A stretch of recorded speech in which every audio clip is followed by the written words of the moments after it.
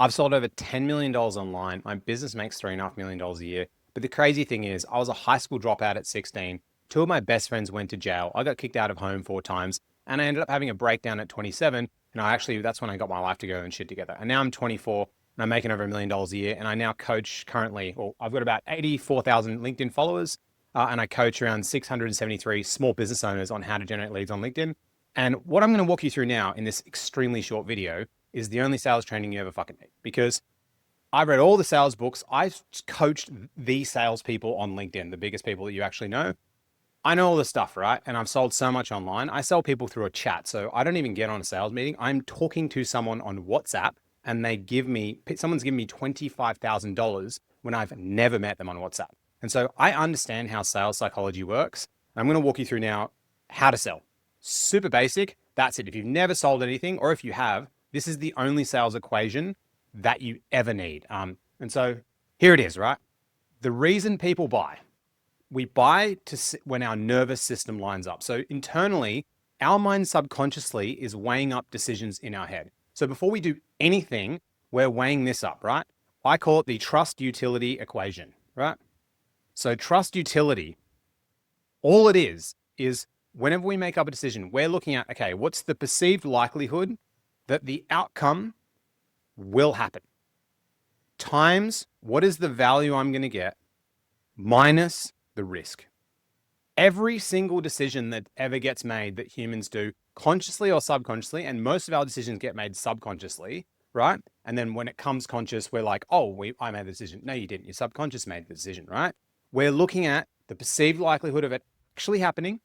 What's the value I'm going to get as an individual if it happens?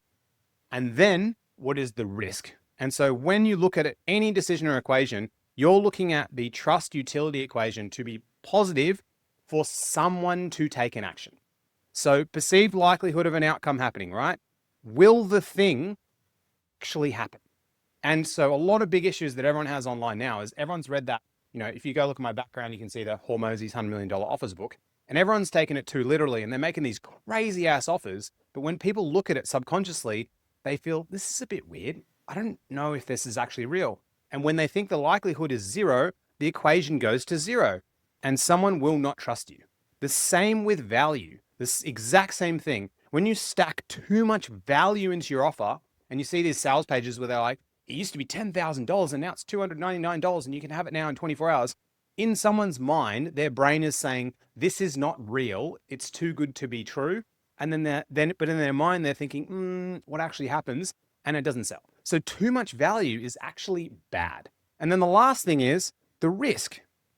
If they see you online and you've got a shitty profile and like you don't look legit, right? And you've taken a really shit profile photo of yourself and you're like, this is kind of weird. It's kind of like me having this background. I really wanted to invest in a YouTube background. I look safe. I look like I'm taking shit seriously. So if you're watching this video right now, you're weighing this up in your mind. You're saying, okay, I've never watched this fucking weird Mac guy before from Australia, but the risk of me watching this, I'm probably going to get some value because he looks like he takes his shit seriously. I've got this thing branded, logo, and that's risk. And so everyone weighs these things up when they're making a decision. So let's look at 3 scenarios of when this actually occurs. One, when you're putting gas, or if you're in Australia, petrol in your car, right? When you drive up to put petrol in your car, you're looking at the outcome times the value minus the risk, right? So what is the outcome if I put petrol in the car? Well, I'm going to get the petrol. I've never, every single time I've driven to a gas station, I put petrol in the car or gas, it's come out. The value, well, I need it to fucking drive, so it's got value. And what's the risk of it not happening? Very, very low. Thus, the trust utility is positive. Thus, I will do it. But you're not actually consciously making that decision. You're subconsciously making that decision in your mind. Your mind weighs everything up. Our mind is like a pattern recognizing machine. We're looking around at patterns, and we're taking that in. It's how humans learn. It's how, as babies learn, they mimic people. They do patterns. It's similar to how AI is programmed, right? Let's look at situation number 2. I am someone who's robbing a house, right? I'm going to go in and I'm going to rob someone's house, literally. What's crazy is I actually used to know a guy when I used to work at KFC who literally robbed people's houses. And I remember this of going through this scenario. I was like, you're fucking crazy, dude. What are you doing? But let's look at the equation of why somebody does it. Because Most people who are normal in a regular situation, you're not going to do it. It's a bit dumb. But when you look at the statistics, 60 to 80% of people in jail right now have very, very low neuroticism. What that means is their baseline anxiety levels nearly don't even exist. Someone could be on death row and they don't feel anxious. So in their mind, whenever they make a decision like robbing someone's house, it actually feels like the risk is actually quite low. Like, I'm probably not going to get caught because they can't think about the situation that's going to happen in the future. They can't do second, third, and fourth and fifth order consequences, especially if someone is of lower socioeconomic status, right? If they've lived their whole life and it's like been fucking hectic and they've had to worry about their life, they can't think long term, which is really hard. Also, people around them maybe are doing it. They've heard stories. The outcome is quite high. The value is also quite high. Thus, I'm not saying they're a good person, right? I still think it's a bad thing to do and you shouldn't do it at all. And I'm not making excuses for people, but there's a reason why this happens because, they then go, okay, trust utility equation is positive. I'm going to rob the house. But I would stretch, it would be very, very difficult to find someone who robs someone's house of their own accord, who is someone who is more of a feeler. You know, those friends of yours who literally they have high baseline anxiety and they feel what other people feel. And when they go in the room with you and they talk, they can just, man, I know you're stressed, man. What are you stressed about? And they feel it.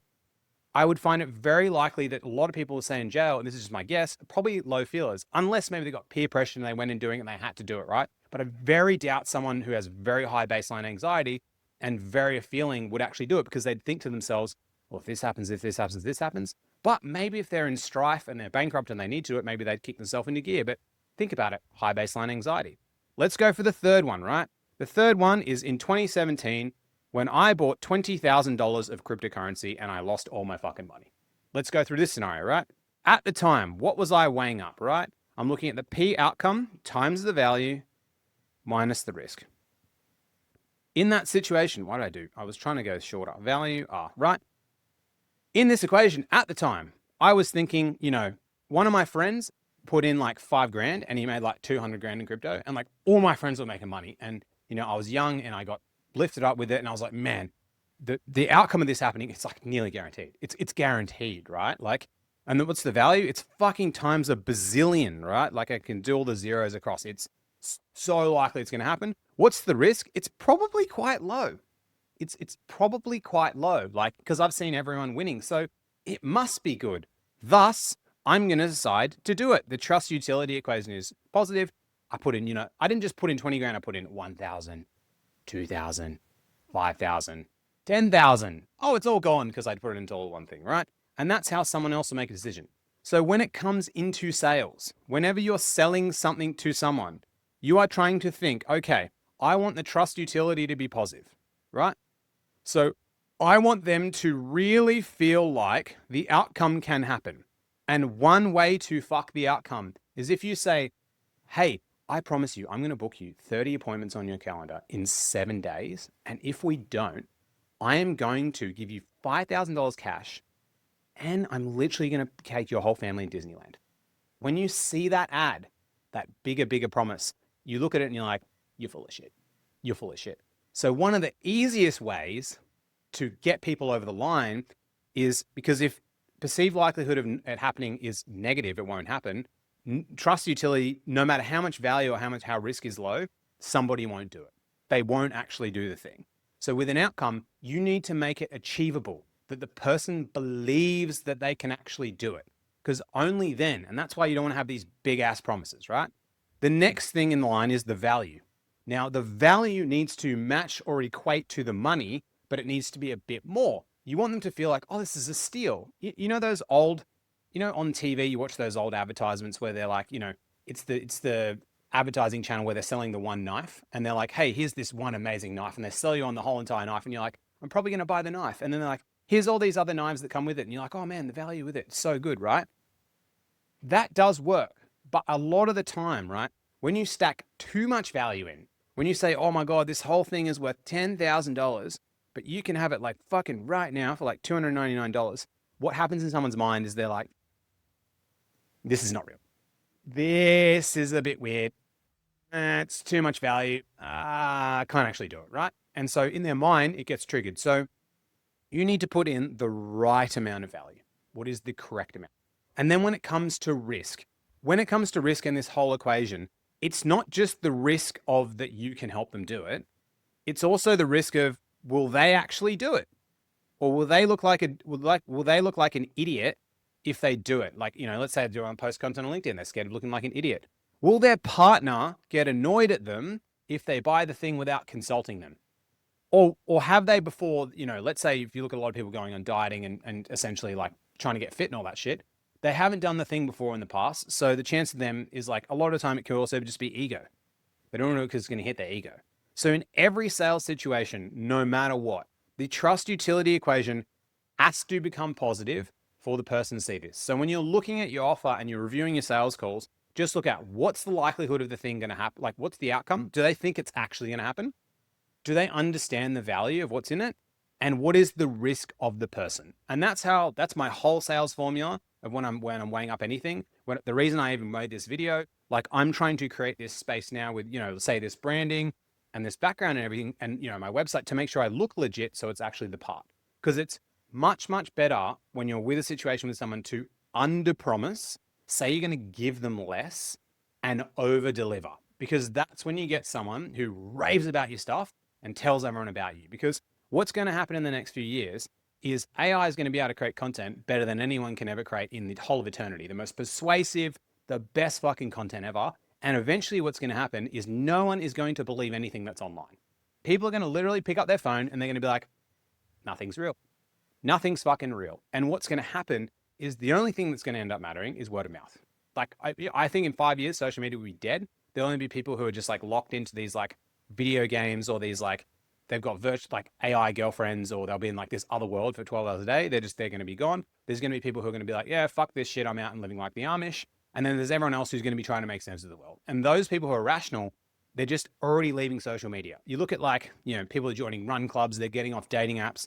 Obesity levels around the world are actually dropping a little bit as well, because people are realizing it's not they're not realizing, our subconscious nervous system is realizing all of this stuff is full of shit. So the whole Hormozy crazy offer era is kind of over, and everyone knows it. You can't just create this amazing offer.